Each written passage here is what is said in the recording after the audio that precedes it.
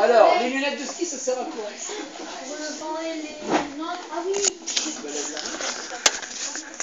Alors, est-ce qu'on veut faire du ski sans lunettes? Oui, mais ça fait mal aux yeux.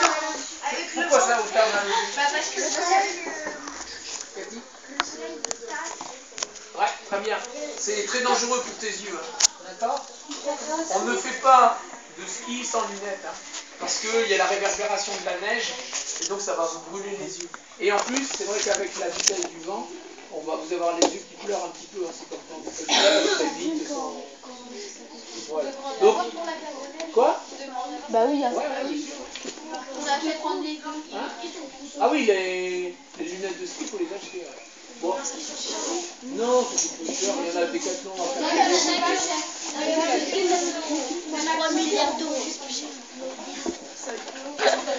Alors, on continue.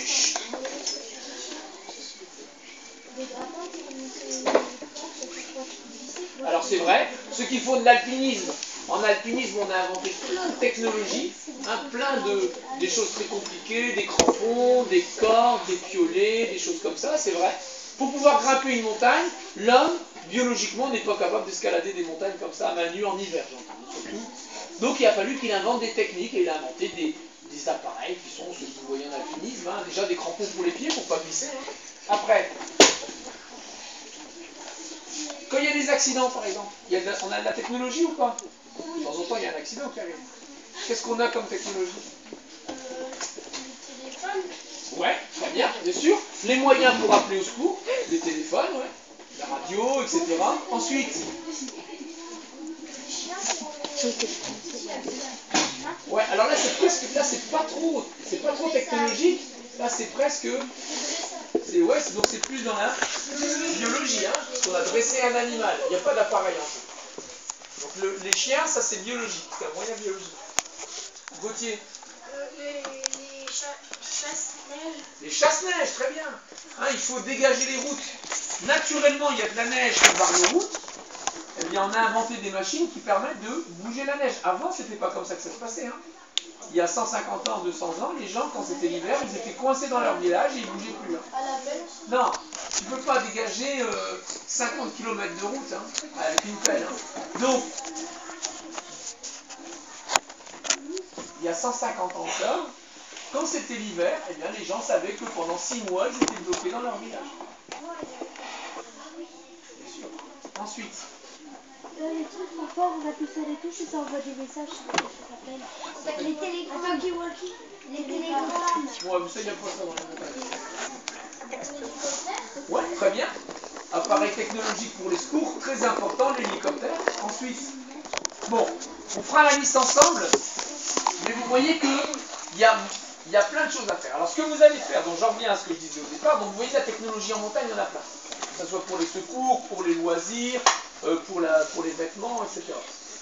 Donc, ce qu'on va faire, donc vous allez vous mettre par groupe de 3, et vous allez me choisir un thème. Il y a un thème dont on n'a pas parlé aussi, là c'est pas de la technologie, mais c'est en rapport avec ça. C'est en rapport avec les sciences, c'est tout ce qui est phénomène d'avalanche. Ça c'est intéressant aussi. Les avalanches, bon là c'est pas technologique, quoi qu'il y a une partie technologique, puisque quelquefois les avalanches on les déclenche exprès. Hein, pour éviter qu'il y en ait d'autres, ben, on provoque des avalanches. Donc il y a des moyens technologiques pour déclencher les avalanches, sinon, naturellement, il y a des avalanches. Qu'est-ce que c'est qu'une avalanche? Arrête une minute, Julien, tu me saoules.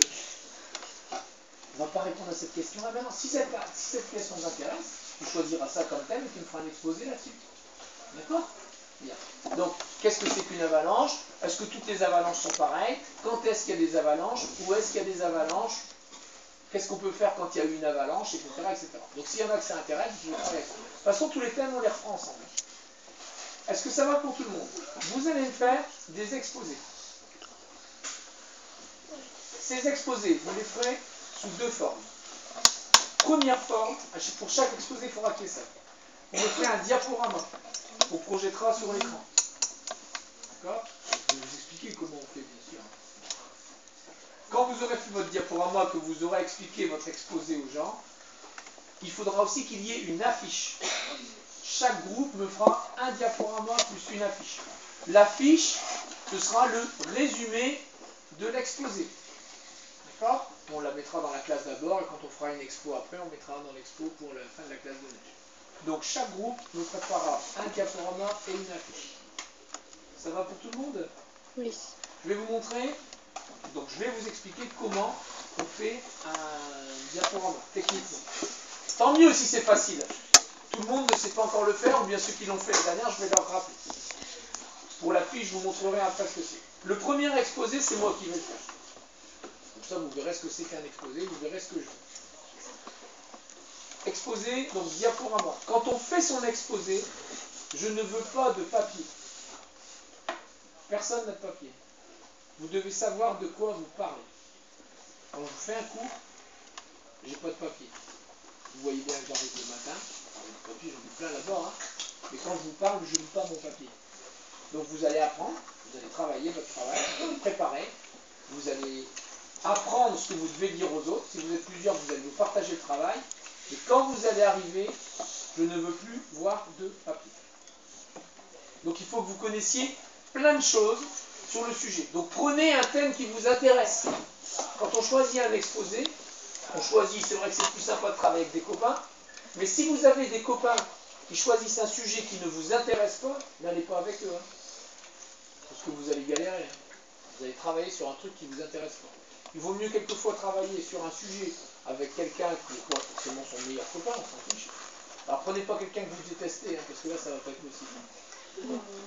Pas non mais je suis sérieux, hein, je suis sérieux. Ça s'appelle travailler en équipe. C'est très dur de travailler avec quelqu'un qu'on n'aime pas. Donc là je suis d'accord avec vous. Mais entre les gens qui sont vos meilleurs amis et les gens que vous détestez, il y a un milieu.